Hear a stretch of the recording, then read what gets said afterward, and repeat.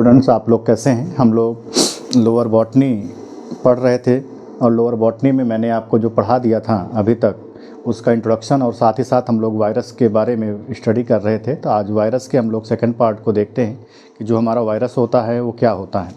तो जैसा कि मैंने आपको बताया था कि जो वायरस होता है वो हर तरह का हमारा ऑब्लिगेट पैरासाइट होता है और ऑब्लिगेट पैरासाइट होने के साथ साथ अपने को देखने को मिलता है कि ये क्या होता है, लिविंग और नॉन लिविंग्स दोनों के बीच की क्या होती है, ये इंटरकनेक्टिव लिंक्स भी जानी जाती है।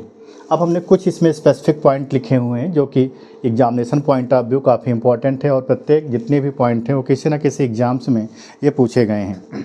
तो सबसे पहला यहाँ पर पॉइंट लिखा गया है कि जो हमारा न्यूक्लियोप्रोटीन्स होता है उसमें उसका जो नेचर होता है उसको सबसे पहले डिस्कवर करने का जो क्रेडिट है वो वाउडेन एंड पेरी को है। उन्होंने 1936 ईस्वी में क्या किया था, सबसे पहले उन्होंने डिस्कवर किया था न्यूक्लियोप्रोटीन नेचर ऑफ वायरस को।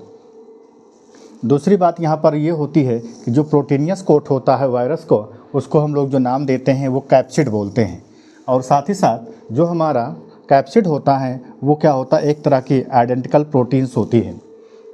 तीसरी बात यहाँ पर देखने को मिलती है कि जो कैप्सिड की सब यूनिट होती है उस सब यूनिट को हम लोग कैप्सोमियर का नाम देते हैं।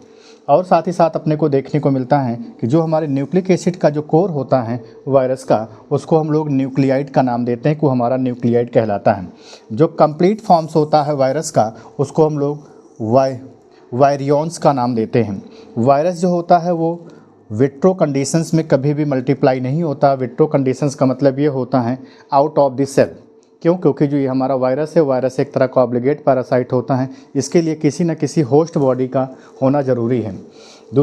अगली बात यहाँ पर देखने को मिलती है कि जो टर्म वायरस हो उसको सबसे पहले देने का जो क्रेडिट है वो लुईस पास्चर को जाता है और वायरस को सबसे पहले डिस्कवर करने का जो क्रेडिट है वो हमारे एक रशियन बॉटनिस्ट थे जिनका नाम था डी इवांस्की।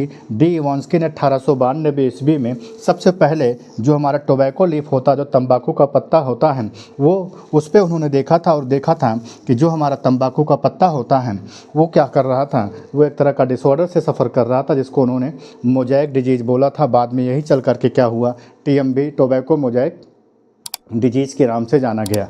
तो ये तो था आज का लेक्चर। धन्यवाद। जय हिंद।